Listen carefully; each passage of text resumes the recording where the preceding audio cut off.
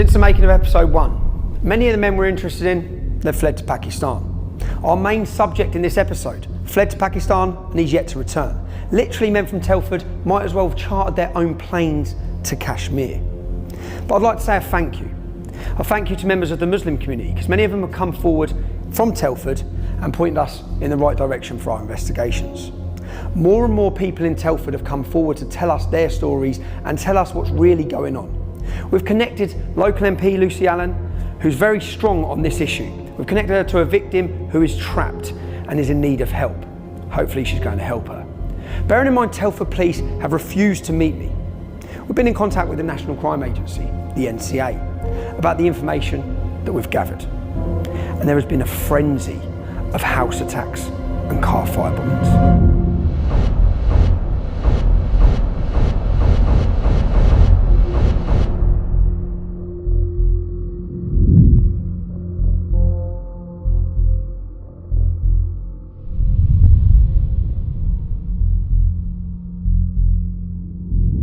This is a new episode. It's a new investigation.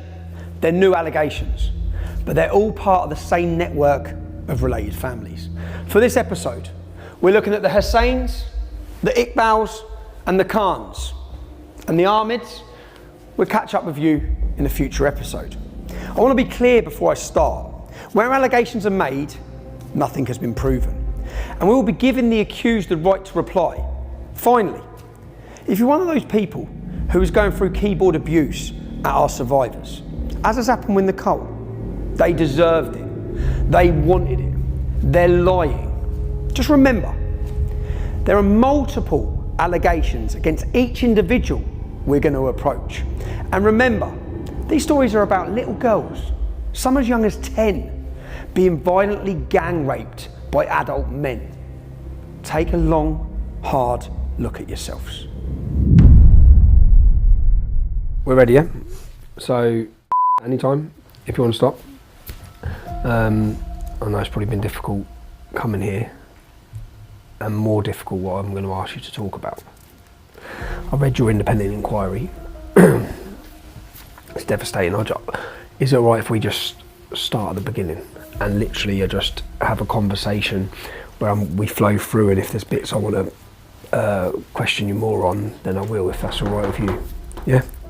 Yeah. So, first of all, when was you born? 1984. 1984. And you grew up in? Telford. In Telford. And what was your childhood like? Had a good childhood until things started going wrong, probably around the age of 12.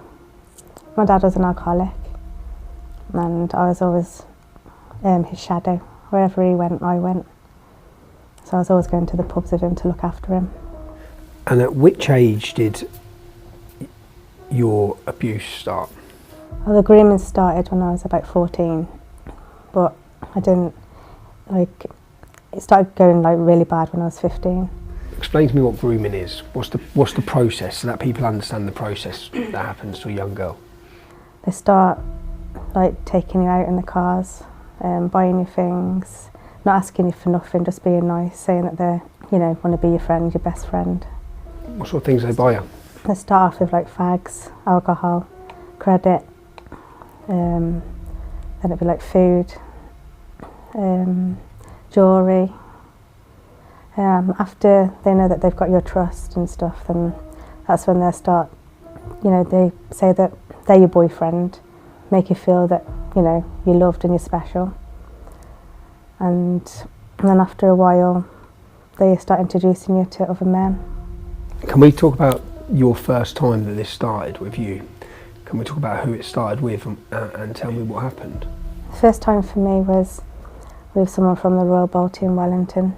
My friends was already involved. They was involved from the age of 12 and 13. One day, my friend asked me to go with her to the Royal Balti, as she was sleeping with a man there, the owner of the business. And who's that? Abdul Latif. And he's the owner of the Royal Balti? In Wellington. He owns Peppers in Trench as well. So how old was she? She was about 12. And she was having sex, being raped by him? Yeah. She'd make me stand outside the door upstairs while she went in there with him. And she used to say to me, make out my mum's rang in like 5 minutes and say that I've got to go home quick. To get her out of there. So I used to make out, we've got to go, your mum's going mad. And then, so she didn't have to stay there for that long. This is an Indian restaurant. Were there customers in the restaurant at the time of this? Yeah.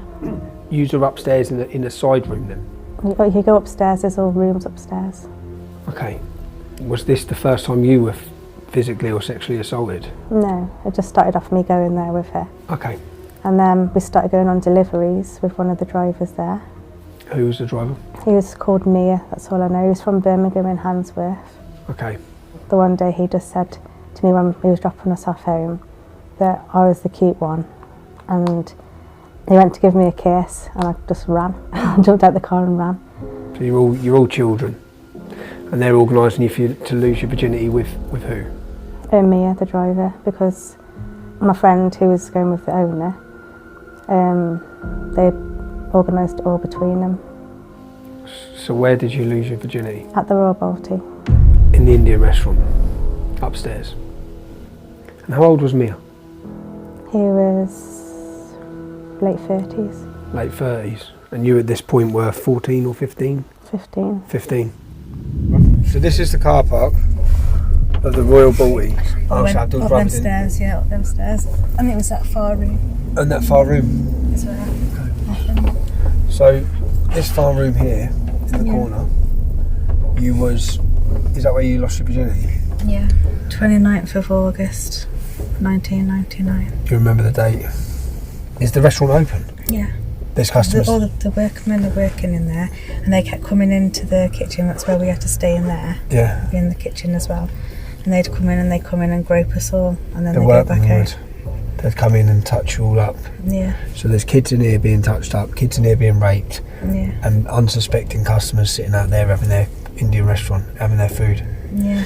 There was Abdul Latif, the owner. Yeah. One of the drivers. Where was Abdul Latif from? They're all from Birmingham. They're all from They Birmingham. just used to drive down. They used to drive down to this restaurant, and then they'd have all the local young girls, English girls, they'd be raping them in here. Yeah. Abdul Latif, Mia. How old was Abdul? 30s as well. 30s. And then there was Islan, he was like late 20s. And there was another one called, I think his name was like Sham. He looked a bit like that one that was just out here, but I'm not 100% if it is the same one, because obviously it's years ago. Yeah. But he had like his looks. So that could have been him standing there. Yeah. Did he rape you? Yeah. Yeah. There were 4 of them. All 4 of them raped you. And you've been to the police Yeah. about these men as well? They've got their photos as They've well. got their photos. You've took them to this restaurant. There's even on the pictures, they're groping me on the pictures. And the pictures the police have. Yeah. And you're a child. And my dad reported it as well. Back. But the police said that they couldn't do nothing because I gave consent. You're a child. I was 15 and they said that they couldn't do anything because my dad goes, I want them done. And they said we can't do anything because she gave consent. What year was this? 1999. Was it upstairs in a bedroom? Was it? Yeah, there was a bed in there. It was really untidy, there's like stuff everywhere. So you've now lost your virginity, you're 15 years old, you've lost your virginity to, was he a Pakistani? Was he Bangladesh. a Bangladeshi? You lost your virginity to a 30-year-old Bangladeshi from Birmingham. Did it stop there? No, that was just when everything went wrong after that.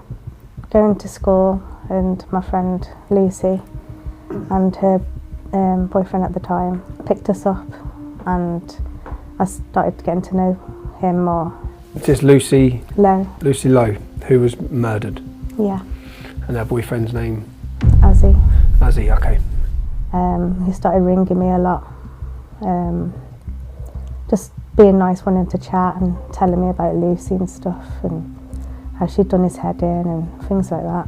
Every time I was upset, he'd always like talk to me and used to say, if you ever get upset, if anything bad happens, you know, you can always ring me and stuff, I'll always be there for you. And he gave my number out to a nation called Jibby, and Jibby gave my number to someone called Bash, and then it was Bash, who passed my number on to Munchie, and then things got a whole lot worse from there. So you heard in chapter 1, Nicole's story, how these men got control of her at the age of 11 through their restaurant and their takeaway delivery business. Now we hear the same story from... And once it started, her number was passed from one man to another man, from Jibby to Bash, from Bash to Munchie. King Ahmed, as he calls himself, or Mushtaq Ahmed Hussain, now the proud owner of the Mumbai Lounge. We'll come back to Bash shortly, but for now, let's meet Munchie, who we've been watching. ਜਿਹੜੇ ਛੱਡ ਗਏ ਉਹ ਵੀ ਕਹਿੰਦੇ ਨੇ ਜਦ ਛੱਡਣ ਵਾਲੀ ਸ਼ੈ ਨਹੀਂ ਸੀ ਜਿਹੜੇ ਛੱਡ ਗਏ ਉਹ ਵੀ ਕਹਿੰਦੇ ਨੇ ਜਦ ਛੱਡਣ ਵਾਲੀ ਸ਼ੈ ਨਹੀਂ ਸੀ Yeah, that's right. Like the others, he's performing Hajj or pilgrimage to Mecca, so devout in his religion, just like anti-grooming preacher Muhammad Charlie Khan from episode 1. Given the testimonies we've heard, on and off, we've been watching him for a couple of years. We can't show you everything here, but we'll share everything we have with the police. What we can tell you is that Munchie, Mushtaq Ahmed, Kayani King Ahmed, as he likes to call himself, is the sole director of the Mumbai Lounge. And it's therefore the Mumbai Lounge and locations he frequents that we're interested in. ਸਾਡੇ ਰੁਤਬੇ ਮੜਕ ਠਰਮੇ ਦਾ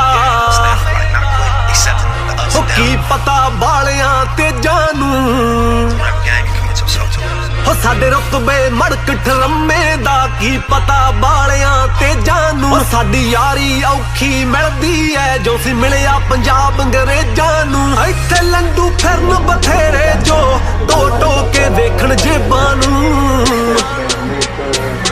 ਤਾਹੀਂ ਮੁੱਢ ਤੋਂ ਆਸਤਰ ਬੰਦਿਆਂ ਨਾ ਸਾਡੀ ਮਿੱਤਰਾ ਉੱਠਣੀ ਬਹਿਣੀ ਸੀ ਜਿਹੜੇ ਛੱਡ ਗਏ ਉਹ ਵੀ ਕਹਿੰਦੇ ਨੇ ਜਦ ਛੱਡਣ ਵਾਲੀ ਸ਼ੈ ਨਹੀਂ ਸੀ ਜਿਹੜੇ ਛੱਡ ਗਏ ਉਹ ਵੀ ਕਹਿੰਦੇ ਨੇ ਜਦ ਛੱਡਣ ਵਾਲੀ ਸ਼ੈ ਨਹੀਂ ਸੀ To put things into context, we're told our main subject, Munchie, is cousins with Muhammad Charlie Khan and Bugsy Khan from episode 1. We're also told that Munchie is cousins with Nazir Ahmed. We'll catch up with Nazir Ahmed's family in a future episode. But Munchie has two sisters. Nazir Begum, who is married to Zafar Iqbal, nicknamed Crowy. Remember that name because we're going to catch up with him later in this episode. Okay? He has another sister, Khan, also known as Razia Begum. Now Razia Begum is married to Muhammad Charlie Khan from episode 1. You can see how intertwined these families are. Who's Munchie? Mushtaq Ahmed. Talk me through what happened when you first met him and how things developed with him. He kept ringing me for weeks, saying that he knew he could see me. He was driving past me. He knew what I was wearing. He knew everything about me. So I started getting paranoid, looking around the streets, thinking, "Who's this man? How does he know me?" Then he just kept sending me all nice text messages and like love poems and stuff. And you know, when you get them, just get them me to you teddy bear pictures. I was talking to him for ages, and then I met him. He picked me up from TCAT one day when I was there on an induction day. He just took me to a car park and we was talking, and then he arranged to pick me up from school the next day. How old was Munchie? He was about 32. 32, and he's picking you up from school, so you're a school child and he was picking you up from school. Yeah. He started taking me to his restaurant after school. So can you talk me through some of the incidents with Munchie? I know this is going to be difficult because I've read some of them. Obviously I thought I was going out with him. Don't know, he was just really nice to begin with.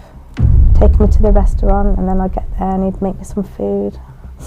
I'd have my food and things like that, but then after a while it started to get bad. Like at the end of the night when everyone would like close up and it'd all finish, he'd take me round like the corner, we'd turn all the lights off and just the radio would be on, and then he'd have sex with me.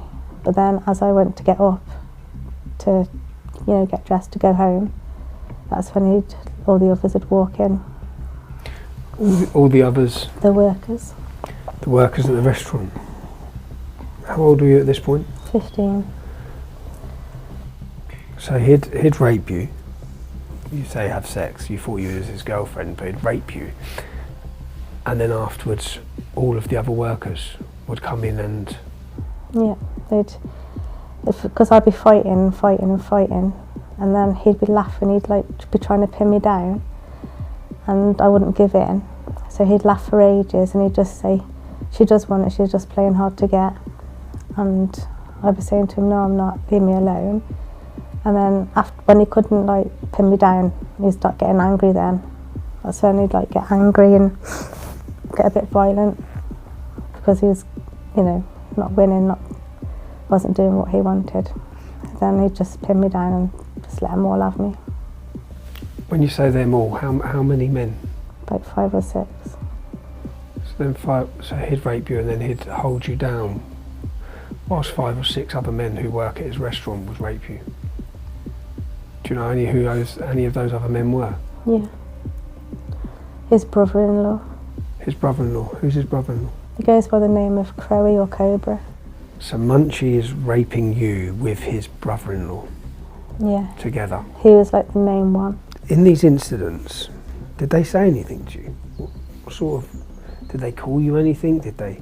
I was always a slag and a whore. Did they ever use any of their own language regularly? Yeah. All the time. It was like white trash and stuff like that. And white skin. They'd always use like words like chitty chumbry and yagora. What's chitty chumbry mean? I'm not too sure now, I can't remember. I think it's like... I'll look it up. They'd always call me names, like Munchie was the worst. Like after everything happened and he'd like made me sleep with them all, then I was a slag. He'd just start calling me names, and I used to say to him, you're the one that made me go with him, I didn't want to, so how am I a slag? And they'd be like, you loved it. That's all I'd get off him. I'll be there thinking, I'm never coming near these ever again. I really can't, I've got to stay away. I don't care, I'm going to have to run away. I'm going to have to get away from here. You know, and you just plan in your head, I've got to go. But then, like, the next day, you start getting all nice messages again and stuff. Once you'll be all like, I love you, I'm sorry, thank you for doing that for me, now I know you love me. Stuff and things like that. Just manipulating a little child's mind. Or it'd be like, they mention like another Asian name and say, oh, their girlfriend does that for them. So sometimes when this was happening to you upstairs, would you say there's been customers down? It wasn't upstairs, it was in the actual restaurant. This happened in the restaurant? The tables on the floor. On the floor of the restaurant? Yeah. This was when they'd all gone. When they'd all gone? Yeah. So when they'd all gone, they'd get you in the restaurant? We'd lock all up. So you've heard allegations that Munchie, a man in his 30s, got hold of a phone number of a 15-year-old schoolgirl, harassed her, groomed her by sending her teddy bears and getting her to believe she was his girlfriend. And then he raped her. He let all the other restaurant workers rape her. And more often than not, was raping her alongside his brother-in-law, the husband of his sister, Crowy, Cobra. Real name, Zafar Iqbal. It seems like this is a family business. And this happened day after day after day for years. And while we're looking at the family business, we could investigate Munchie's kids for allegations made against them. But one of them, he's landed in the middle of our documentary. Let's introduce him. I'm in the street. Damn right. I'm Albanian blood. I'm a gangster.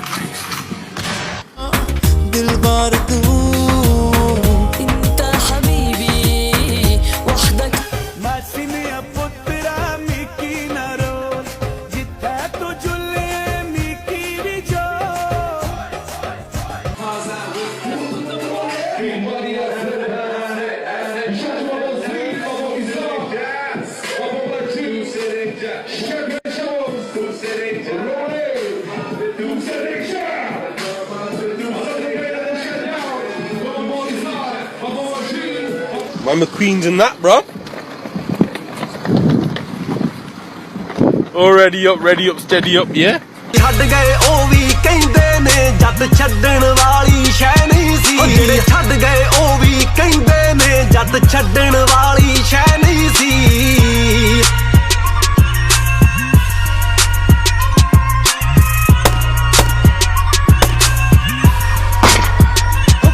ਵੱਡੇ ਘਰ ਵੜਦਿਆਂ ਤੋਂ ਪਹਿਲਾਂ ਹੀ ਵੈਲੀ boot ਪੈਰਾਂ ਚੋਂ ਲਾ ਲੈਂਦੇ ਪਟੇ ਪਾ ਲੈਂਦੇ ਆ ਲੰਮੇ ਤੇ ਮੁੱਛ ਦਾੜੀ ਵਾਂਗੂ ਵਾ ਲੈਂਦੇ ਜਿਹੜੇ ਗੱਲਾਂ ਚੱਬ ਚੱਬ ਕਰਦੇ ਸੀ ਅੱਜ ਕੱਲ ਉਹ chewing gum Munchie's son is our Ahmed Hussein, or Flash, or Goldie, or Camp Gangster. We'll meet him later. I read of another incident in your report where you, I believe, went to hospital after, where you were bleeding. Can you talk me through that incident and who was involved in it? There was about 3 times that I had to go. Three separate times you had to go to hospital? The one was like over the road from where it happened. So where raped, what happened? Munchie took me to this house. It was like in a cul-de-sac opposite that house. I remember sitting in the front room and they had the telly on, and then this Munchie just put some porn on, and then he was saying, joking around to me, saying like, "You gonna make a movie and stuff?" And I was like, "No, get lost," like laughing with him. And then I just had a drink, and then next thing I knew, I was in bed upstairs. I don't know how I got there or nothing. With who? All of them that was there. How many of them? Probably saying about 5, 6, 7, I don't know. Who was there? There's Munchie and Tolly, because they were the ones that was on me as well. Munchie and Tolly. And when you was upstairs in the bedroom, what was happening? And they was all raping me. At the same time? Yeah, they was all on me. All of them on you? And I just kept like, when you can't stay awake. I was like that. And I couldn't even move my legs or my arms or nothing. My whole body was dead. And you feel like you're hallucinating. It was just like that. So I remember someone at the corner like recorded me.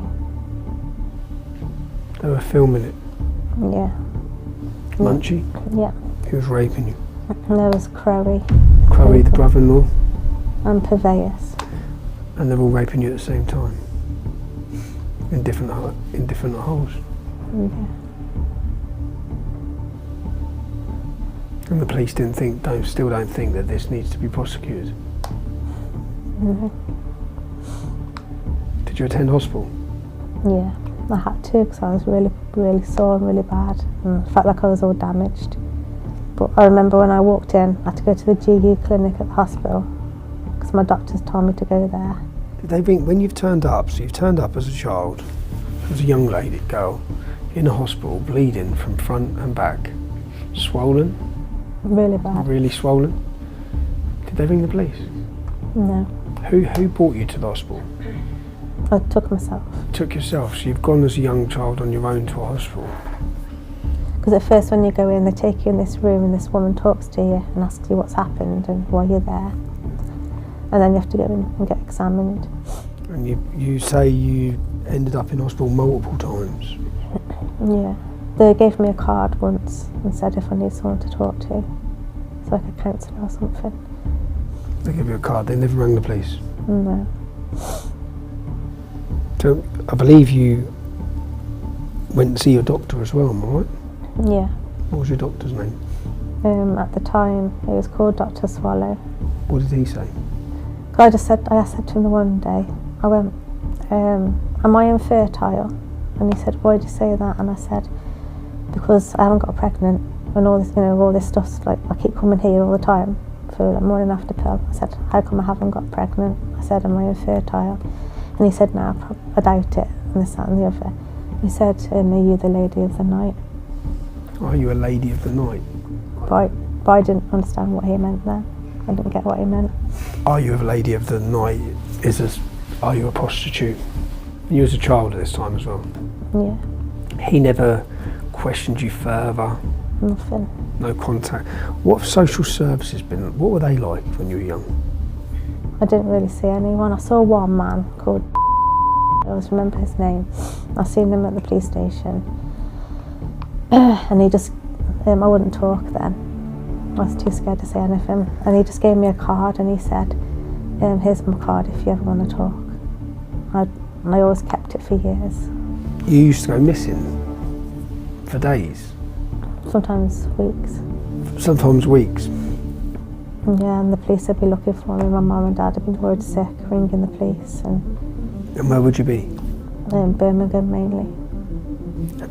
Your little friendship group, the school you went to, how many girls, say in your class, do you think were being forced to have sex with older Muslim men? There's about 7, 8 of them. 7, 8 girls? In your class? Just in your class? Yeah. So the numbers we're looking at here of how many children have been affected and how many children have been raped. All you had to do was walk down Wellington and there was just every girl you see on the churchyard, in High Street, at the bus stop. A lot of this seems to be centred around Indian restaurants. Can I ask what nationality were the men that were raping you? Were they Indian? No. No. Pakistanis. They're Pakistanis. How many Indian restaurants do you think in Telford are children being raped in? I'm not too sure. Like now. How many do you know of when you was younger? When I was younger, there was probably about 10. About 10. Now, another town this week joined the list of shame where sex gangs have roamed seemingly unchecked to prey on girls as young as 11, raping, drugging, beating, trafficking, and potentially even murdering them in the process. What's happened in Telford could be the worst case of a paedophile gang involved in widespread child abuse the country has ever seen. But as I read the names of those convicted, something struck me. In Telford, they included Azir Ali Mahmood, Mubarak Ali, and Adel Ali. In a similar case in Rotherham, Razwan Razag, Adil Hussein, and Zafran Ramzan were among the guilty. To Rochdale now, Mohammed Amin, Abdul Aziz, and Mohammed Sajid, among others, were convicted. And now to Oxford, where it was Anjam Dogar, Kamir Jamil, and Zishan Ahmed ending up behind bars. Now, a very broad reckoning of the guilty shows around 80% are men of Pakistani and Bangladeshi origin. Well, a couple of observations then. Why do they appear to view white girls as objects to be traded and even disposed of? And what is their community doing about it? We have to acknowledge that sex and sexuality and gender and respect for the opposite gender are issues within certain parts of the diaspora. That's the South Asian community, the Arab community, and large sections of the Muslim community. These are things that we have to discuss. If you look just at the Quran, you will get the indication that you can have sexual intercourse with a 5-year-old. If you just read the Quran, it is halal, it would be halal to have sexual intercourse with a 5-year-old. In Surah Al-Talaq, chapter 65, verse 4, Allah subhanahu wa ta'ala tells us who you can divorce and who you cannot divorce. And then he says, وَاللَّائِ لَمْ يَحِدْنَ. وَاللَّائِ لَمْ يَحِدْنَ. And the ones who had never been pubescent before. And by the way, this is very important, yeah? I want all Muslims to be aware of this. The reason why we don't have sexual intercourse with 5-year-olds and 6-year-olds and 7-year-olds or whatever is not because of puberty. The Quran doesn't say anywhere in the Quran that the woman has to be pubescent. I dare you to find one verse in the Quran where it says you're not allowed to marry someone based on harm, or you're not allowed to have sexual intercourse based on harm, or you're not allowed to marry someone based on puberty. So if you're on Quran alone, you're allowed to have sexual intercourse with 5-year-olds. Get me one verse in the Quran which says the woman has to be pubescent. One verse. I want one verse in the Quran from the beginning of the book to the end of the book which says that she has to be pubescent. And Daniel, you know what? It's too depressing to carry on. It goes on and on. One second, Daniel. The pattern in all of these, overwhelmingly, is South Asian Muslim men, primarily Pakistani, sometimes Somali Muslims, sometimes North African Muslims. It doesn't help us, Daniel, to pretend this wasn't a phenomenon that was replicated across the country. What I would advise you said you're a South Asian Muslim man, therefore your name probably is Daniel or something other than Daniel. I would advise you to address this topic head on and not pretend it's not a national phenomenon, because I guarantee you that anger will rise if you come on radio and pretend this is not a national problem. It is an issue, and it's an issue about how those young men think of women, women of their own ethnicity who attempt to be off limits, and then what they do about vulnerable white girls. And there's no point pretending it is not a problem, because it is. We need a proper, thorough investigation by the police, gathering together all the information about all these cases in different parts of the country to see whether there are patterns and networks that need to be addressed in order to stop this crime. I don't think that we can make that jump necessarily to it being a cultural problem. Yes, Keith Vass MP doesn't think we can jump to the conclusion that this industrial scale rape and gang rape of little white girls is a cultural problem. Well, he's always had a casual relationship with the truth and with reality, and he's always been happy to prostitute himself and his views for his own benefit. And talking of prostitutes, here he is with two male prostitutes complaining that he, and I quote, had to fuck one of them without a condom. I think we'll ignore the commentary on grooming from Keith. Incidentally, Keith Vass left the House of Commons and a few weeks later was back working for the Labour Party. And let's not forget the ennobled Lord Ahmed of Rotherham. Yes, Rotherham, who in February 2022 got 5.5 years in prison for the sexual assault of 2 children, including buggery. That's anal rape and attempted rape. His brothers, both called Mohammed, were also charged but considered by some idiot somewhere as unfit to stand trial. So it looks like child abuse is a family business here as well. That was February this year. And in the interest of balance, just this April, Tory MP Imran Ahmed Khan was found guilty of molesting a young boy while at the same time advising the government of child sexual exploitation. You really couldn't make this up. Yeah, that's right. Amjad Ditta, also known as Amjad Hussain, a serving police officer, was charged along with 15 other men, all except one of them, Muslims, with sexual offences against children. Our leaders are so desperate in their efforts to sell us a multicultural utopia, they will cosy up to, promote and even ennoble anyone with brown skin. Muslims the most favoured, of course, regardless of the content of their character. And the cost of this ideological stupidity is the suffering of children.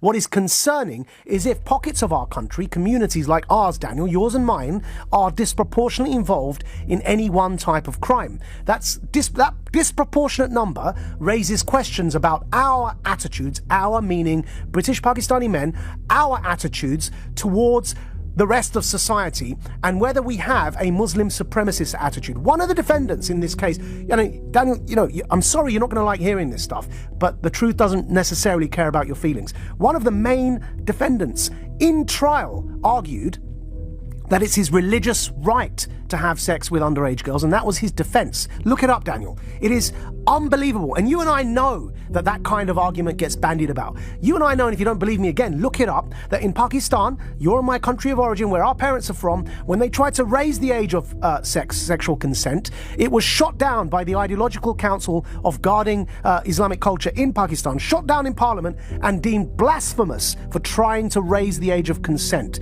Because religion gets involved, culture gets involved. We've got to be able to have this conversation without being in denial, Dan. I really wish, for goodness sake, after the appeal I put out on the radio, I wish you'd called up and your first thought had been about these underage young white girls, the victims. I wish the first thing you did is call up this radio and say how disgusting to do this to these underage young victims. Instead, you want to obfuscate and talk to me about how I'm, giving statistics that you don't like. And it's just, this is what frustrates me, Daniel.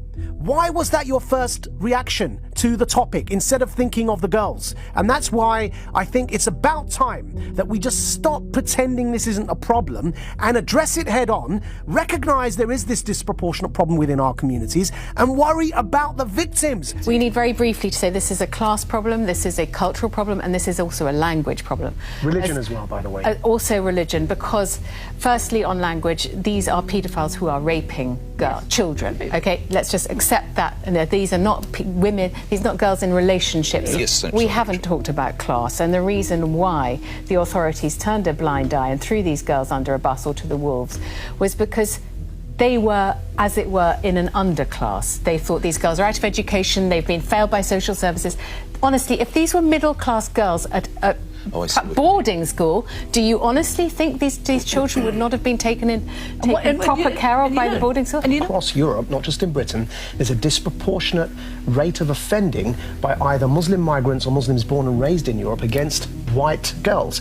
And there are class reasons to it, there are patriarchal reasons to it. Why it happens in Muslim majority nations is largely due to the social conservative attitudes in society and their patriarchal and misogynist attitudes towards women, and also cultural elements kick in. Now, for example, fundamentalist interpretations of Islam believe that as long as you have consent of the father, there's no underage, there's no pre-puberty, there's no limit on marrying a girl. They refer to the Prophet having married a 9 or 11-year-old, depending on the age of reference. Right. These attitudes must be challenged and they must be addressed. If my daughter, if my daughter wants to make hold on, let me finish. If my daughter reached the age of menstruation at 9 years old, I would say you are ready. What's it?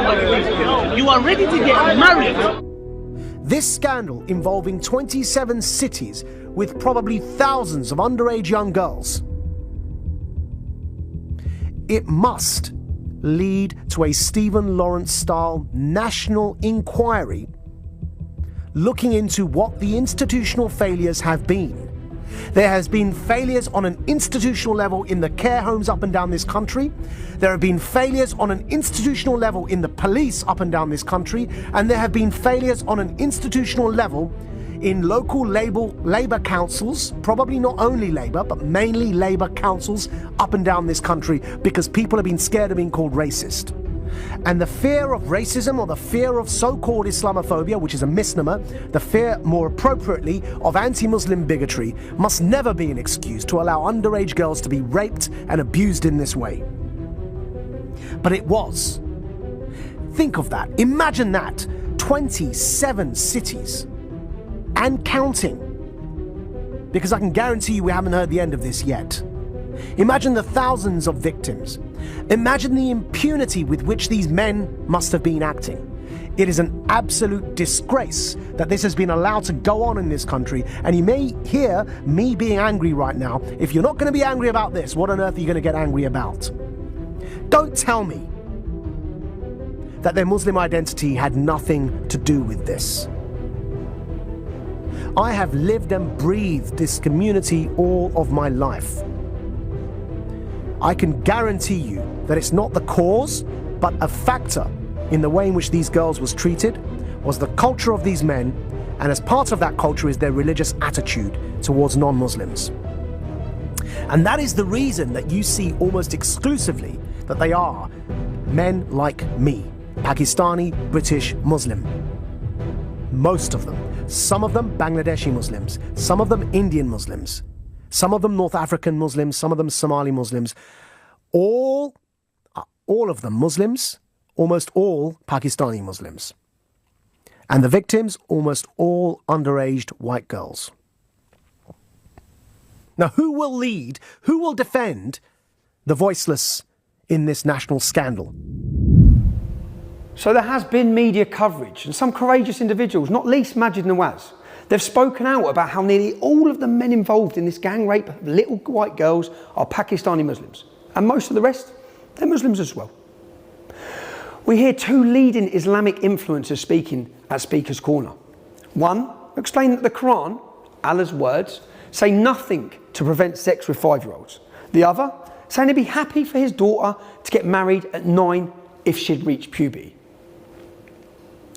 Is there something in the doctrine of Islam that is making some people think that this abhorrent behaviour is acceptable. Well, this bit is important. I want to make sure we give a fair representation of Islam's doctrines. Almost a decade ago, before I was totally cancelled from TV and social media, I was using my voice to question the teachings of Islam that sanction the rape and slavery of non-Muslim women. We as a community, if you like, have to be honest and open about that. We've all got a duty to tackle child abuse. But the difference is You're a heroic moderate for saying it. I'm a far-right hooligan. Anne Cryer tried but failed to get her local mosque to talk to suspects' families. I went to a friend of mine who was a local councillor and he happened to be a Muslim and therefore he was able to represent me to the elders because I thought it was a good move to try to get those elders involved. Yeah, it was a good move. And I hoped that I would be able to persuade the elders to go knocking on doors and say to them, this behaviour is un-Islamic and I want it to stop because I'm going to tell the whole community about you and what you're doing if you don't.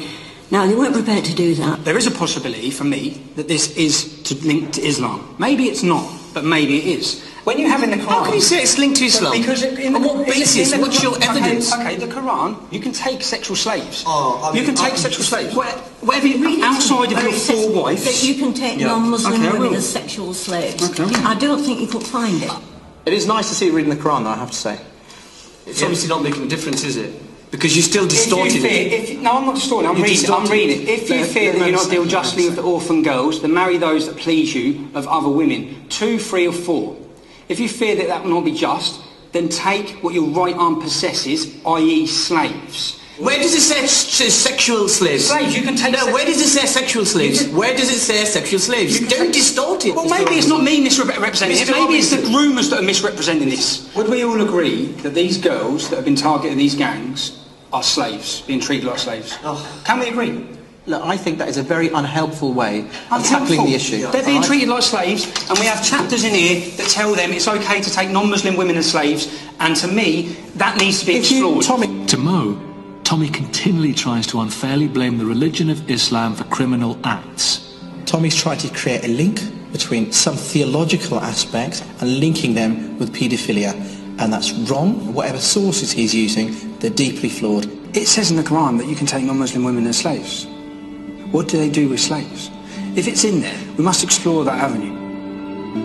A meeting was set up in London at the end of August with 2 experts on the Quran. Dr. Osama Hassan from Quilliam is a scientist and Islamic scholar, whilst historian Tom Holland has written groundbreaking books on the birth of Islam. Tommy used this opportunity to go straight to his belief that it is Islamic texts that are to blame for gang abuse of young girls. Basically, outside of your 4 wives, you can take whatever your right arm possesses, yeah? Now, how do we understand that? That referred to slavery, which are concubines. Yeah, concubine, which included sexual slavery. Now, that was part of ancient culture. Tom is delighted they seem to agree with his position. تلك آيات الله نتلوها عليك بالحق وإنك لمن المرسلين. That's right. Allah tells Muhammad to tell us that the verses in the Quran are directly from Allah. Allah is Islam's God. That's chapter 2, verse 252 of the Quran. Allah also tells Muhammad to tell us that he, Muhammad, is an excellent example to follow.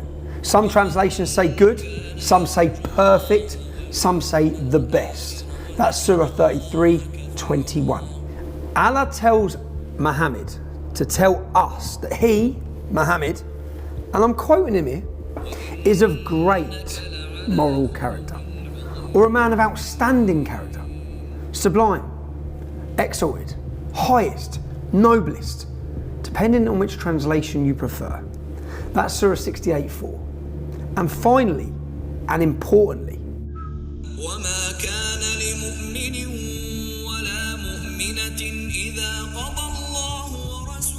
and for the free-thinking Muslims out there, take note.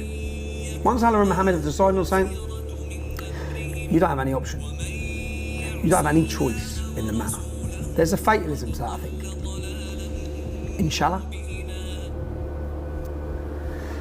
As Sir Nicholas Soames' grandfather, Winston Churchill, said, "How dreadful were the curses which Mohammedanism lays on its votaries. Besides the fanatical frenzy, which is as dangerous in a man as rabies in a dog, there is this fearful, fatalistic apathy. The effects are apparent in many countries. Improvident habits, slovenly systems of agriculture, sluggish methods of commerce, and insecurity of property exist wherever the followers of the prophet rule or live. A degraded sensualism deprives this life of its grace and refinement, the next of its dignity and sanctity. The fact that in Mohammedan law, every woman must belong to some man has his absolute property, either as a child, a wife, or a concubine, a slave, must delay the final extinction of slavery until the faith of Islam has ceased to be a great power among men. Thousands become brave and loyal soldiers of the faith. All know how to die, but the influence of the religion paralyses the social development of those who follow it. No stronger retrograde force exists in this world. Far from being moribund, Mohammedanism is a militant and proselytizing faith. It has already spread throughout Central Africa, raising fearless warriors at every step. And were it not that Christianity is sheltered in the strong arms of science, the science against which it has vainly struggled, the civilization of modern Europe might fall, as fell the civilization of ancient Rome. Let's just repeat that last verse from Winston Churchill. The civilization of modern Europe might fall, as fell the civilization of ancient Rome. Now, he'd made these comments before there were 5 million followers of Islam in Britain. All that put simply, Muhammad said Allah was speaking to him, and Allah said Muhammad was the last prophet. Allah said Muhammad was the perfect example and of great moral character, and Allah said Muhammad had to be obeyed. Allah said if Muhammad and Allah have decided on something, you've got no option, no room for free thinking, no freedom of conscience, no opinion. You've got no freedom. One other critical consideration when trying to understand how the gang rape of children has gone on for so long, that's over 40 years, in Britain, is understanding an Islamic worldview. I don't separate the world. Islamic doctrine does. We have Dar al-Islam, the land of Islam. That's countries under the control of Islam. We have Dar al-Harb, the land of war, countries where Muslims are fighting to establish Islam. Many Muslims see the UK itself as a land of war. That's because the UK has been fighting in Muslim countries. Think of our foreign policy: Iraq, Afghanistan, Syria. And in this case, the taking of sexual slaves from the enemy, whether it be white girls in the UK or Yazidi girls in Iraq, it's a right. It's Malak al-Yamin. These girls are what Islam refers to as their right-hand possessions. There's many verses in this book. Pick it up, read it. There are many verses in this book which legitimise, which sanction, which give permission for Muslim men to take non-Muslim women as sexual slaves. For time's sakes, I'm just going to look at two. Quran 4:24. Also forbidden are women already married, except those slaves who your right hand possesses. It's outside of your four wives. You can take non-Muslim women as sexual slaves. That's what it says in the Quran. Quran 23:6. Successful believers are those who guard their chastity. And I quote from verse 6, except from their wives or the slaves that their right hand possess. For then they are free from blame. Free from blame. They can take slave women, have sex with them outside of their wives, and they are free from blame. So says Muhammad, the perfect moral compass for the Muslim world, who's instructed by God. Okay? That's what it says. Let's examine one more verse. Chapter 65, verse 4. In a section from Allah about the rules for men divorcing women. And I quote, and for those who don't have periods, i.e. they are still immature. These are the words in the Quran. They are still immature. The waiting period is 3 months. So if you want to divorce a child who has not yet started her periods, she has to wait 3 months before marrying again. So you can marry a child who hasn't started her period. I don't know what you're doing during your marriage to this child, but then you might fall out with her or something, or decide to divorce her, and you have to wait 3 months. That's what it says in the book. Now, is there anyone out there that wants to argue with me that girls in towns like Telford, Rotherham, Rochdale, Aylesbury, all these cities, I could go on and on. Does anyone want to argue with me that these English girls have not been taken as slaves, sexual slaves, by Muslim men? So whether it's the importance of Muhammad's example and the need to follow it, or Allah's revealed words in the Quran about divorcing prepubescent girls, making it clear sex with children is okay, or whether it's Allah's ruling that it's halal, it's permitted to have sex with slaves in your possession, under your control, it's blameless. Because the UK is viewed as a land of war, or Allah's words about entering women any way you want, you know, ploughing them like farmland. We have to ask, could any of these things be factors in the industrial scale abuse of children that we're seeing? What influence might all of these teachings be having in a town like Telford? Let's have a little look at the numbers.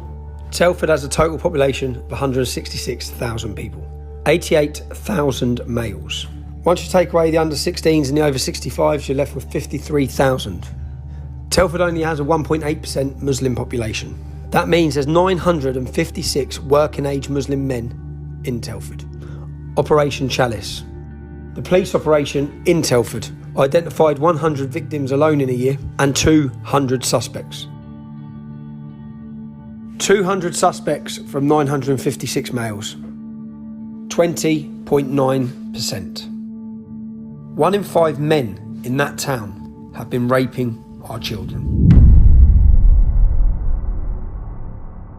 Well, it was more than 50 for me, but that was just like 50 from Munchie, probably. There's probably about 250 men altogether. 250 and I named all them in my diary. 250 just for you? Mhm. All from Telford? Yeah. But when I did my police IDs, I ID'd every single one. And when I went to ID them all, straight away I went, that's him. So you named 250 men to the police. And how many men have actually been sent to prison for attacking? None of them. None. They only arrested 25 because they said they wanted to get the main ones, but they only arrested 25. Most of them said they didn't know me, even though I'd ID'd them. And Munchie said he knew me and said he had a relationship with me, but that's as far as he admitted. So Munchie was questioned over the attacks? Yeah. And he was never charged? No.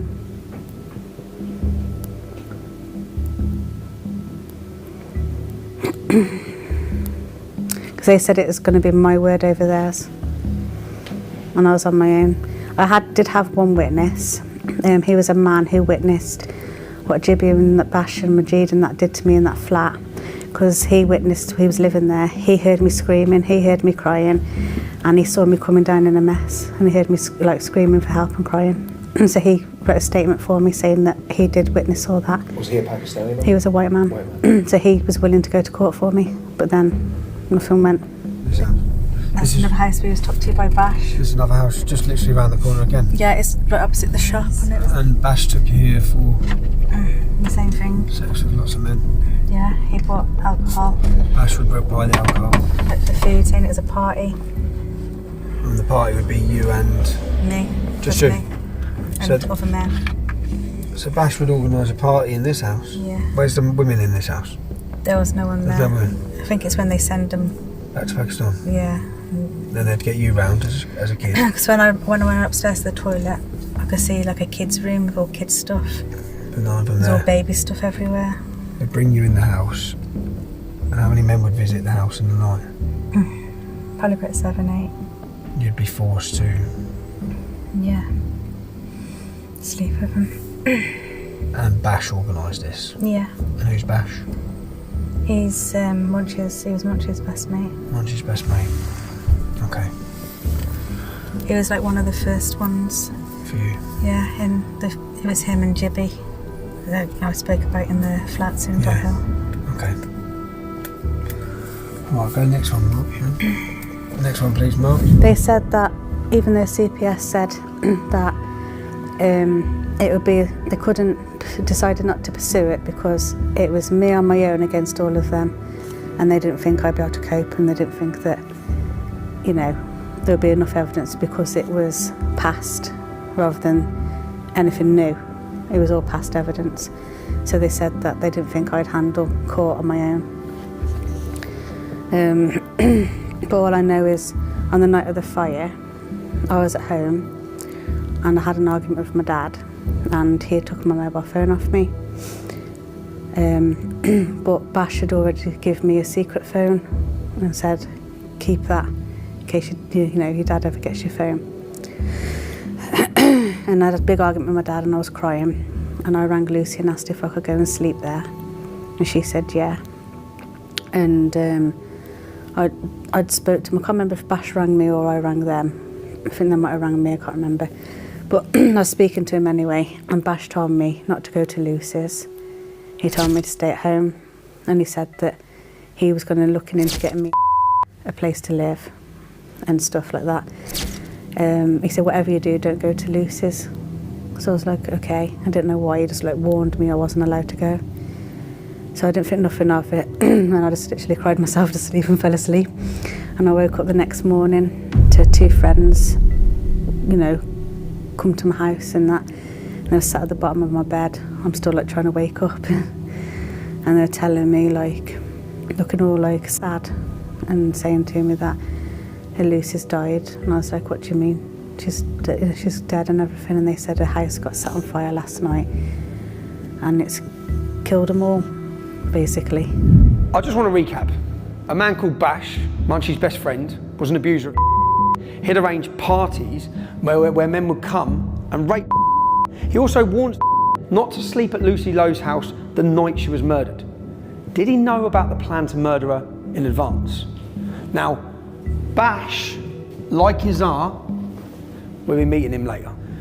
So in episode 1, Nicole's story, there was no further action when there was a fetus, DNA evidence of a rape. In the case, she gave the police over 250 names. 25 men were arrested for the rape and abuse that she suffered. But there were no prosecutions. The alleged perpetrators were untroubled by the flagship police investigation Chalice, and the police decided would not be able to cope with going to court. Took us to many, many houses and restaurants in Telford and the surrounding area where she and others had suffered rape, gang rape and abuse. And tell me what happened here. I was stopping here with my mate and my kids and her kids, and that's when I got a phone call, and it was obviously Bugsy ringing me up, and they was outside the house. Who was he with? Charlie and Harrick. The one time, and then the second time Harry was with him as well, Munchie's brother. Munchie's brother, yeah. That's when they kept saying that I had to go with Tarek. That you had to go into a room with Tarek? With Tarek, yeah. I just remember them holding the door so I couldn't get back out. So, okay. So you're in the room with Tarek Mahmood? Yeah, and he put the bed up against the door because I kept trying to open it to get out. And they were the only people in the house were Charlie and Bugsy? The first time was Charlie. The first time.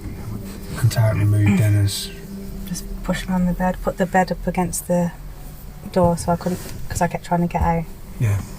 Pushed you on the bed and raped you. Yeah. And he kept saying this thing, he kept going, making them all laugh, he kept going, very, very tat. Very, very tat. Yeah, in his freshy accent, because he's fresh. Very, very tat. When you say making them laugh, what they were? They were laughing at what he was saying. He kept looking at me and he was going, very, very tat. That was before it all happened. And you could hear them laughing outside. It means something like about your balls, men's balls, heavy, basically full. I don't know, something like that. Oh, the word means that his balls are full, so they've brought him round here to empty his. Basically. To empty his balls. And they're all laughing. Yeah. And that's Charlie, Bugsy and Tarek Mahmood. And then they come back again another time. Yeah, with Harry. With Harry. And who were you... what happened that time? Kind of the same thing. With Harry? but Harry didn't do anything. Oh, it was Harry. Tarek Mahmood again. Okay. Yeah, but Harry was with him the second time. Okay. So they just thought they could just come here. Yeah, because they knew, and Munchie knew I was always here at my friend's house. And they could just come walk in. Yeah. Where were your kids at this time? They're in the bedroom asleep, the other bedroom. The other bedroom. I was talking to her lad's bedroom. That's where they took you. Into her baby's bedroom, basically her baby's bed. Like a single bed. To a single bed. So Charlie and Bugsy have come in here with a freshly migrant. Who, and when you say who was it, who was it who was it the freshly migrant who was coming here telling you had to have sex with him, or was it? No, it was Bugsy. It was Bugsy. Yeah. Bugsy was the one dictating what was going on. Yeah. We have serious allegations from children who say that you were involved in the rape and prostitution of them, that you were a kingpin having them trafficked. Well, can we talk? I've got some questions. We have accusations that you trafficked young children. You trafficked young children. You were the kingpin. You chose who they were raped by. You prostituted them. What is your relationship with Inspector Jim Bayliss? Bugsy, what is your relationship with Inspector Jim Bayliss? When you say freshie, is that how long? Do you know how long he's been here? He had not long been in the country. When this was going on, he had not long been in the country. They brought him round to empty his balls. Okay. Right. And okay, thank you. So you remember Bugsy, aka Golfraz Khan, and Mohammed Charlie Khan from episode 1, and their alleged role in drug dealing and the pimping of Nicole at the age of 11 through to 16, from 2010 to 2015. Well, here we've heard that they were busy doing the same thing, selling young girls for money a decade earlier, taking freshies, as they're called, recently arrived migrants, to empty their balls with a white English child. The consequence of a failing justice system is not only years of suffering for our survivor in this episode, but a decade later, endless suffering for Nicole, and who knows how many girls in between. I just want to be fair, okay? Out of these family trees, we have allegations by multiple girls about many of these men, but not all of them. So I'm just going to go through and show us which men in these family trees we have allegations against that they are rapists.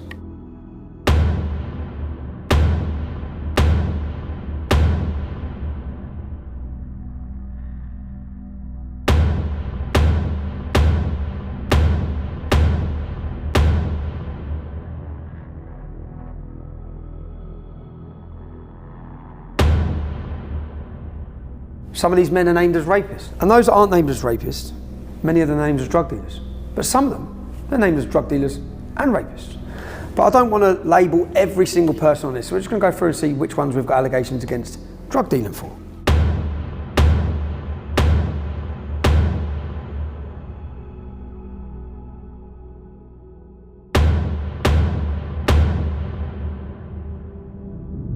So the courageous survivors know where they were abused. They know the houses, they know the businesses, they know where they were raped by gangs of men.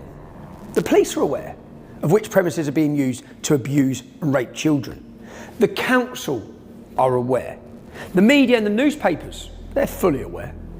But the parents and the children of Telford, they may not be aware of what is happening to young children in some restaurants as they close, or upstairs, or while people are eating downstairs, or in the kitchen by the waiters in between serving customers. We have a duty, I have a duty, to make you aware. I want to make you aware of what we know. So if you have to make a choice of where you go to eat, where your children may be allowed to go, or where you decide to get a takeaway from, you may want to think twice before giving those businesses your money. I think it's time we dropped in on the Mumbai Lounge, where Munchie, Bash and Izar work. And then we'll go and have a chat with Crowy, Munchie's brother-in-law, you know, Zafar Iqbal. We'll give them the opportunity to respond to the allegations being made against them. Before we go and approach these men, I want you to understand the in-depth 12 to 18 month investigation we've done. I've met with dozens and dozens of victims. We've got 12 and we've formed a database full of the perpetrators, the allegations, and each time they're named, we flag it. So when one name comes up, we're not approaching these men off the allegations of one girl. We'll check now how many different girls have named these men. We're looking at Munchie, Bash and Crowe. Munchie is on page 3. Let's have a look at Munchie. Page 2, page 3. No, that's... So Mushtaq Ahmed, Mushtaq Hussain, 1, 2, 3, 4, 5 different girls. 5 different girls have named Munchie as being involved in their rape, prostitution and trafficking. 5 different children. Bash is on page 4. Basharat Hussain, 1, 2, 3, 4 different girls named Bash. Crowe, Zafar Iqbal, is on page 7. See how many girls have named Crowe.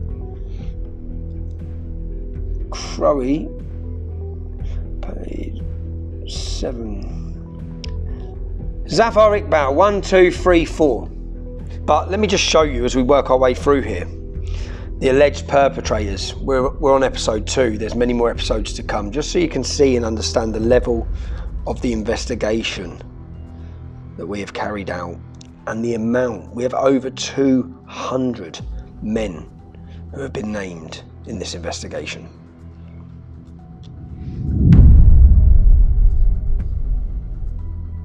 So the purpose of this is simple. It's just so that I can get in and ask him questions. You know, the problem is that there's probably about 8 members of staff.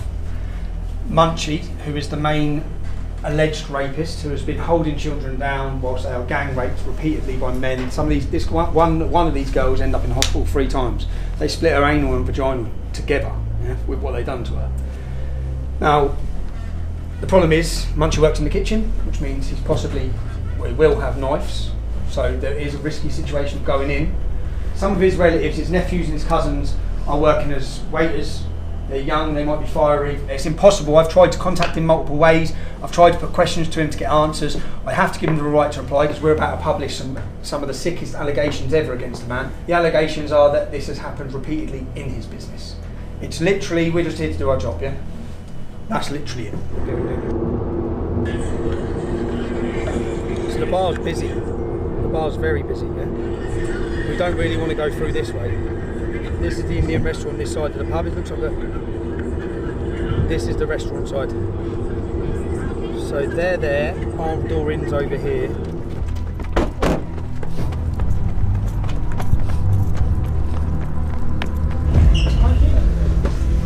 Hello, Munchie? Munchie? Hey, no, Munchie. Come on, lad. Welcome, please. Come on, Munchie. Come on, lad. Right, so you got the camera ready? You got the camera ready? Yeah. Right, so this is Munchie's restaurant. We've come to ask him questions. He's probably fled to Pakistan with the rest. Is Bash in here? Right, Bash. How you doing? I've got to put some allegations to you that you've been raping young girls in restaurants, but get the fuck out of here. Bash, why would I have young girls who have named you as raping young children? We have young girls who have named you as raping. Fuck out of here. I have girls that put you as raping. Bash, listen, you're nothing but a bullshitting cunt. You've been raping young children. You're a fucking bullshitter. Your dad has as well. My dad hasn't been fucking doing nothing. You're not a bullshitting bastard. Bash, you've got nothing to fucking prove. Prove it. We're in a restaurant. Prove it. You're a liar. What the fuck have you done? You fucking You're a bad man drug dealer, are you? You're a bad man drug dealer. Hold your school children down, one by one, raping them after each other whilst in their school uniforms, okay? Munchie, Bash, you're named, mate. You're starring in our documentary. Okay? The problem we have is unsuspecting customers do not know that these men have been raping children in these businesses. Okay? Unsuspecting customers are not aware that these men.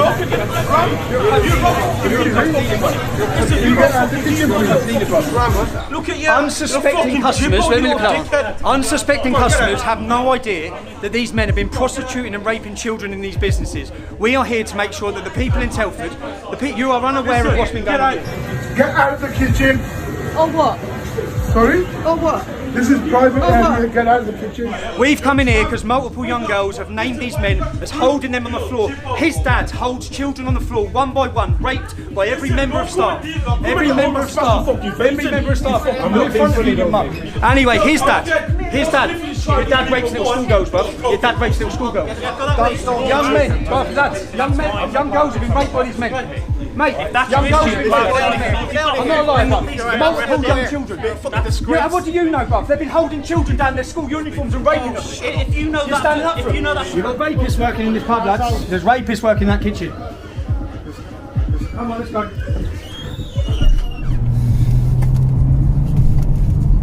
So, we know that this is the restaurant that our survivor alleges she was held down and gang raped by Munchie and all of his colleagues. Now we have here the diary. These are diary entries from, in our third episode, we look at the murder of Becky Watson, who was killed aged 13. And in here, this is from her diary when she was a school child. Ishaq, Islam, Muhammad. It's listed with Muslim men's names. Yeah? But one of the names that's of interest to us is Munchie Work. So we have a phone number in this 13-year-old child that's been murdered diary under Munchie Work. We have the restaurant where our survivor alleges Munchie raped her. Let's try something, see if we've got the right place.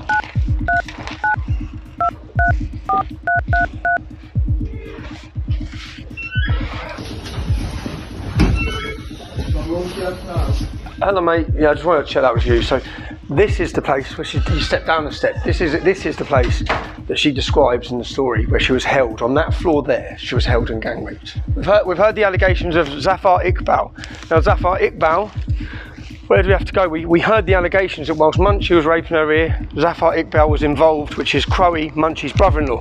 Where do we have to go to find Crowe? Literally, this is his family business here. Now, you see this high street. Who would have thought on a sleepy little market town called Wem, that within two businesses where we have allegations that young children have been held down and gang raped by the men involved in these businesses.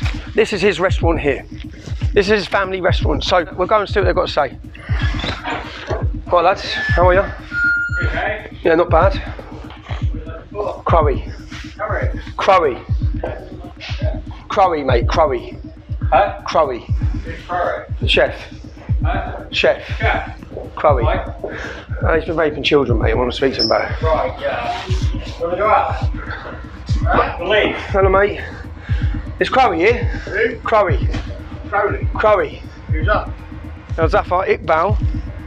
Don't leave, mate. Crowe. Not here. The nickname Crowe. So, not here, no? No. I think he's on delivery. I'll show you, bruv. He's on delivery, yeah? I'll show you, lads. That's alright. So you know what I'm looking for.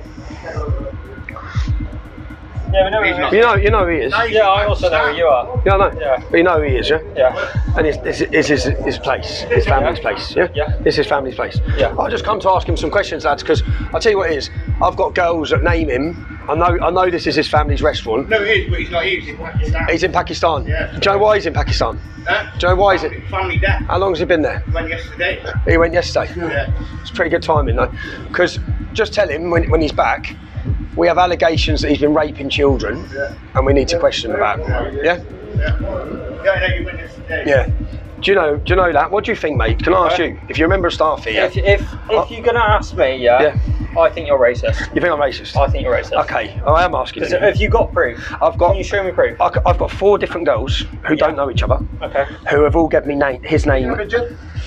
Have all told me, you know him, who all told me the stories. Yeah. They don't know each other, bro. Yeah. Okay. So I've sat them down, spent 18 months. They have all, do you know what they've done? Do you know what they've done? Yeah. They held the girl down, she's 15. Yeah. And 7 of them,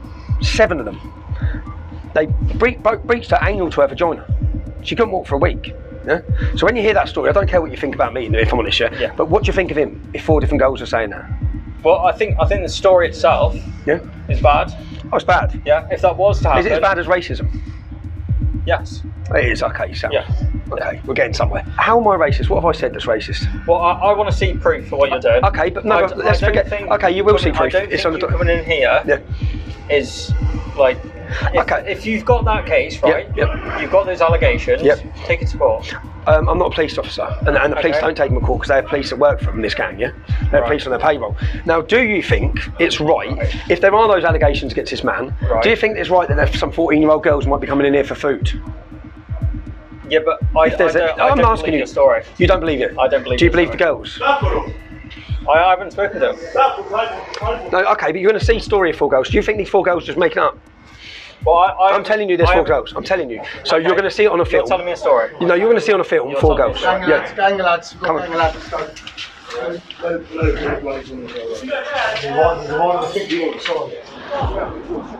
What's it? Yeah, that's all right. Yeah, look, there's a gang of lads. Come. Get film them. Don't worry, Come. you racist motherfucker. We're not worrying. Not me, you motherfucker. That's what you are, you son of a bitch. Don't worry, lads. Motherfucker, Islamophobe, motherfucker. You're raping kids. Right, let's go. Let's go. Sorry. All right, mate. See you later. Come on, let's go. Go.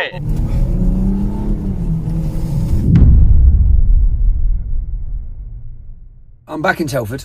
I've drove to Telford because when I went in to approach Munchie and to approach Bash, the owner of the Elephant and Castle, who was an Irish man, who was quite aggressive, quite defensive of the Muslims and the accusations against them. He was defending them. Now, I'm going to approach him and his wife because I don't want to ruin an innocent man's business, okay? So I'm going to give them an opportunity to see the evidence. I think it's important that I give them an opportunity to see the evidence and then they can make a comment once they've seen the evidence. Because I know, we went in there weeks ago, I know that Bash and their organisation are still working in that restaurant every day. I know there are underage girls working in that establishment as well. I know there are, yeah? So it's important that the owners are fully aware of the evidence we have. So we're just going to go and have a friendly chat with them. Post, please ring. Amazon Post, please ring for an answer.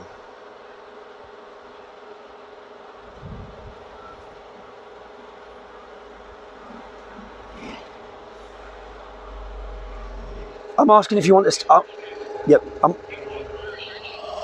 Yeah, I am. Yeah, they are. Yeah. I've just been over to Ireland looking for you. You've just what? I've just been over to Ireland looking for you. Well, don't go over to Ireland looking for me. I'm downstairs, mate. I'm outside your pub. Come out. I'll talk to you. Man, you could have fucking rang me and told me you're coming, couldn't you? I'm here, mate. I'm here. Yeah. I'm here to see if you want to see the evidence. Do you want to see the evidence that I've got on the men that work in your kitchen? What evidence? Come here, you're coming up with fucking shit on Facebook and fucking... I'm not, mate. I'm here. Fucking rubbish. Mate, do you want to see the evidence? I'll show you the evidence now. I'll sit down with you and your wife and I'll show you the evidence. So that okay, wait outside there. Okay, thank you. Cheers. Bye. You get whatever you can off him. Do you want to see the evidence? I want to talk to you on your own. That's fine, but do you want to see the evidence? I said I'll talk to you on your own. Mate, do you want to see the evidence? I'll talk to you on your own. Well, that's there for my security and my safety. Well, yeah? come here. It's only me. No, but mate, I mean, so no one can say I've said something. I don't want to go in there and you say I've said something. No, I'm going to bring you into the corner. That's fine. So that's it. There's a computer there, yeah, with the evidence. Fine. Do you want to see it? Yeah, come on. Mate, I don't believe you're an innocent man running a business. My name's Stephen. It is Stephen, Stephen Lennon. Yeah. Fucking give you Tommy Robertson shit to me. Yeah. I fucking had to deal with fucking immigration shit like you probably had to. Don't be coming over here giving you all your fucking big I am. What are you talking about? Fucking British fucking shit. What are you talking about? I'm here to talk about men who have raped children, bro. Yeah? That's what I'm here to talk about. Nothing else. Not immigration. Not me. Not you. I seen you running across from over there. Yeah. I seen you come in here and saying online there's rapists in this fucking building. Yeah, there is. Let me show you. But come here. You've tried to ruin my business. I haven't tried to ruin your business. You fucking have. You put this online. I've seen it already. Mate, there's a film I've going had people put this out to me. There's a film. Show me already. I've seen it. You don't use this place as a tool for fucking your propaganda. Propaganda? Do you not think this fucking white fella's fucking rape? Oh, okay then. That's okay. So it's okay that... No, I never said it's okay. As an Irish fella, I'm very upset with you. Do you know what I mean? As an Irish immigrant, how you treat people. How I treat people? How we have been treated over the years. How I treat people? Yeah. You have a man in your kitchen that holds down children and rapes them, bruv. Don't talk to me about how I treat people. I'm trying... You've got young girls working in your premises. Yeah. Young girls. And you're more bothered about white people rape girls as well? Sort yourself out. You've got Muslim men in there who gang rape kids, bruv. Yeah? And you've got young girls in that premises. I'm here to give you an opportunity to save the young girls. Is this your thing, yeah? No, so the attitude you've come out with, you have been made aware of allegations of rape against children, and you come out going on about immigration and Ireland. What fucking planet are you on? You're embarrassing. No, Do you want? you're You need to get your wife down here so she could, as a woman, because you obviously ain't got no brain in your head. Let the woman see the evidence. I've got no brain. There's evidence. I've got no brain. Yeah. You've got. You know what? Mate, you're comparing white racists when you've got rapists working in your kitchen. You've got young girls in there. Do you want to protect it? Rapists in my kitchen. You've got no rapists in your kitchen. Right, so you've seen it. Elephant and Castle is complicit. You are complicit. I'm offering you the opportunity and your wife to see evidence. I need to knock you the fuck out. Oh, do you want to see evidence? Do you want to see evidence? Do you Fucking want to see a video of a young girl who's been raped by them? Talking. no Do you want journalist. to see a video of a young girl who's been I've raped? seen it. I've seen it online. It's all online. You haven't seen it. I've seen it. It's You all have no idea, bruv. I've seen it. You haven't. You're an embarrassment to you Irish people. Episode 2, Elephant and Castle, complicit. Cheers, bruv. You had an opportunity, mate. You had an opportunity. You're an embarrassment. I tell you, I'm gonna. You're going to what? I'll tell you you're my family. You had the opportunity to sit and watch evidence, yeah? You had the opportunity. I was about to show, I've got a video, you haven't seen it because it's not out. I've got a video of a young girl who... Out or not out? It's not out, bruv. It's not out? It goes out on the 7th of May. The video of me entering your business, the video of young girls who are... 5 young girls, 5 different girls. In my business? No, listen to me. 5 different girls that named the men who work in your kitchen. 5 different girls. Do you know what he done? He held her down and one by one, every member of staff, yeah, in his previous premises, raped her on the floor. Yeah? It's got nothing to do with my politics, it's got nothing to do with Ireland, right? It's got to do with a little girl who was held down and gang raped by Bash, by Munchie. They're all named, yeah? And what I offered you, what I've come here to... you come up with their nicknames now. Where's their proper names a while ago? I know everyone their proper names. It's going to be in the film. Well, I've given you an opportunity and you should have got your wife down How was Mexico? You should have got your wife down here. Yeah? Did you have a nice time in Mexico? Clever, right? Just so we're aware, so this is the owner of this premises, yeah? We're lying, right? White men rape as well, right? He's got young girls. There are young girls, so this is why I have to do this film, right? Because there are young girls that are going to be in this premises. Those young girls are in this premises, right? And there are rapists working in his kitchen. And he doesn't care. And he doesn't care. I mean, yeah, go on, man. I know I'm a good lad, bruv. I know I am, mate. Mate, get your hand off me, bruv. Right off, sir. I'm alright, mate. How are you? Yeah. These boys will just threaten me. How you doing? No, they haven't. It's all on camera, mate. It's all on camera. You just said you fucking wiped out my business. You're going to kill me. So I said you've wiped out your own business. Not going to kill today. How you doing? So I've come here. Sorry, just going to activate my body warm. That's fine, you can. Just let you know. So I made a film. Yeah. And there's a film coming out in Telford. Yeah. And in the film we have multiple allegations against men that work in this kitchen. Okay. Now, in the heat of the moment when we come into this premises to ask the questions, this gentleman and his family, I understand it's their pub, and I understand that the Indian restaurant is run separately. Yeah, of course. So I've came here now and just, which I've got all the recordings of, I've come in now and said, do you want me to show you the evidence I have? Yes. Yeah. So calmly, okay. Not, do you want me to show you the evidence I have? Okay. So that you can make a decision as a business on where you stand. Yeah, right? yeah, I get that. So I bought a laptop. Right. I bought a film so that he could see, or his wife could see. I should have got his wife because he's still drunk. Right. So that he could see the allegations that are about to be made, because I don't want to say it's the Elephant and Castle. Yeah, of course. When it's not the Elephant and Castle. Yeah, yeah. It's not him. It's not his wife. Yeah. That's all I come for. That's it. Okay. And he's come out going on about immigration, going on about my politics. I said, mate, I'm just here to show you. Yeah? Okay. I'm just working, bro. What's sort of where we're moving forward from here then? Are you? I'm going now, mate. I've got my footage. That's it, bro. All right. Cheers, mate. Cheers, mate. Mate, what you should have done, I'll just say one more time, what you should have done, bruv, what you should have done, right, as I said, I've just knocked here to show you evidence, yeah?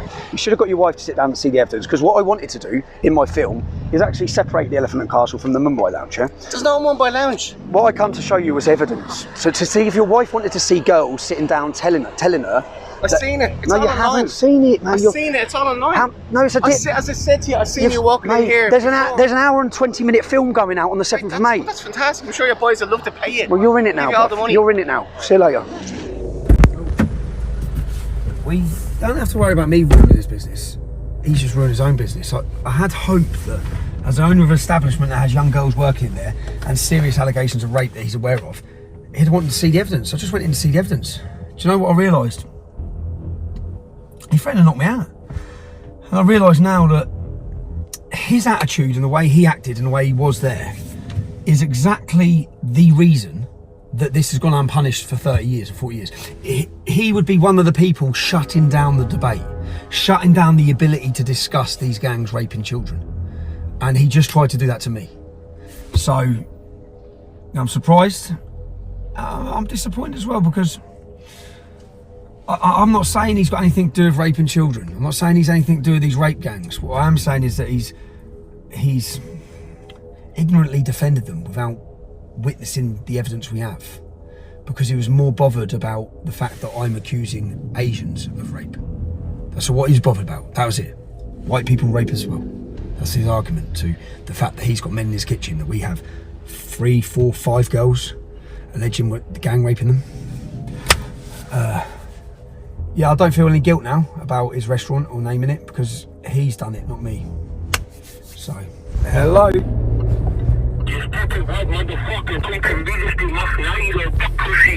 What did you say? What did you say? Did you call me what did you say? So the only person I've rang, you've heard that, I'm a white motherfucker, death threats. The only person I've rang, yeah, no one's got my phone number. The only person I've rang is the phone number on the Elephant and Castle. So the owner of the Elephant and Castle, within 6 minutes, has given my number to Pakistani gangs, clearly, who are racially abusing me and threatening to kill me. Within 6 minutes. So he's more in, so not just, I've just realised, so I thought he messed up, yeah, but he's obviously heavily entwined, really linked with them. He must be, for those actions. Wow. Go on, I'm listening. Yeah. Jenna. As a family away, yeah? You think it's clever naming the mother of my kids? What's that got to do with anything? Oh, you know you're your fucking kids, are yeah? You're the fucking lady. They'll take your fucking kids, yeah? I'll tell you that, I promise you that. I'm gonna grab your kids on a rape them, alright? So that you fucking feel, you motherfucker. Okay? But if you're playing it, I hope you're recording this and playing it. Keep on playing it, keep guessing in this content, alright? Because I'm gonna stab your kids. I decided to reach out to a former police officer, a high-ranking former police officer, to ask him the questions, to try to understand what has gone on in Telford, why the police have failed to act, and why they continue to still fail to receive information that I have in my possession that could help them bring criminals to justice. Thanks for meeting with me. You're welcome. I believe you're a retired police officer? Correct.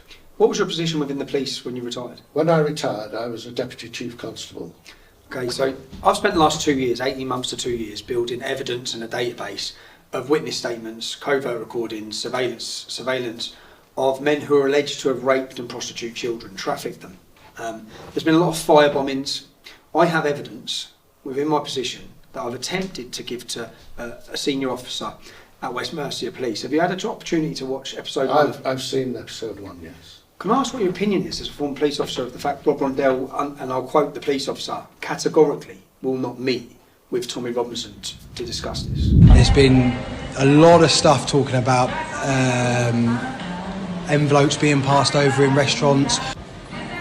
Rob Rondell doesn't want to meet with Tommy. Categorically, Tommy's not going to meet Rob Rondell. I was amazed when I saw that reaction on the film. It's inexplicable, really. If the police were really interested in doing something about all these issues, they would have ripped your hand off to get hands on evidence. And I don't understand why they are avoiding doing anything or taking any more action. It suggests that there's something not right in West Mercia Police. Can they, as a police force and a police officer, can they pick and choose who within the public they get information off or who they deal with? So that for some reason they're saying you're not fit to give them evidence, and I just do not understand that. It doesn't, what your background is, what your history is, doesn't matter. About what matters is the truth of the situation. So at the end of episode 2, we've reached an important point. Our investigations have highlighted allegations of horrific historic sexual abuse of children, repeated rape and gang rape of young children, alleged crimes that have gone unpunished for decades by Pakistani groups of Muslim men in Telford. These are the facts. I don't care about cultural sensitivities or your feelings.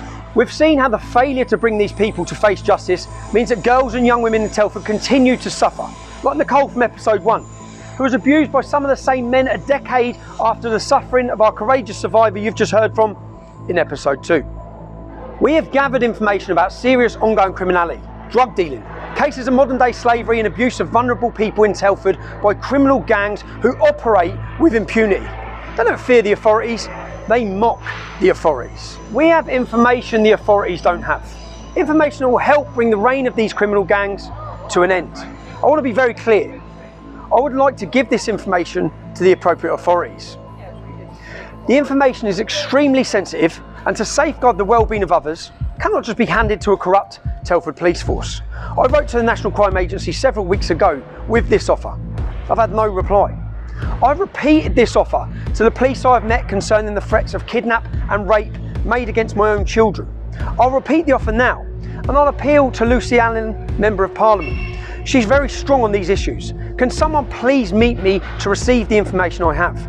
They will need to be ready and equipped to safeguard the people who are passing the information to me. However distasteful you find me or what you think are my politics, I'd welcome the opportunity to chat to any Member of Parliament.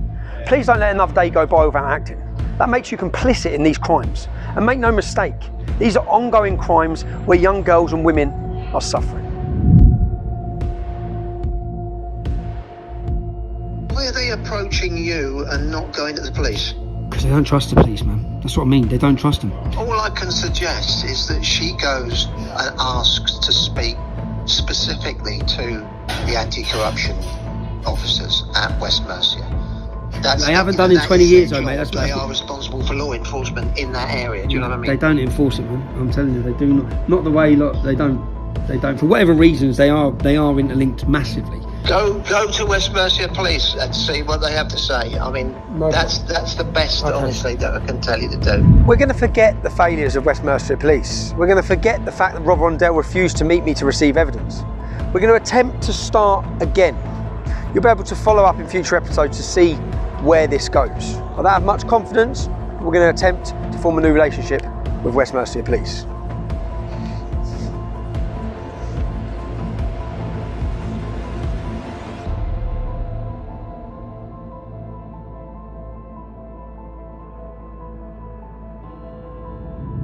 Do you value the work we're doing?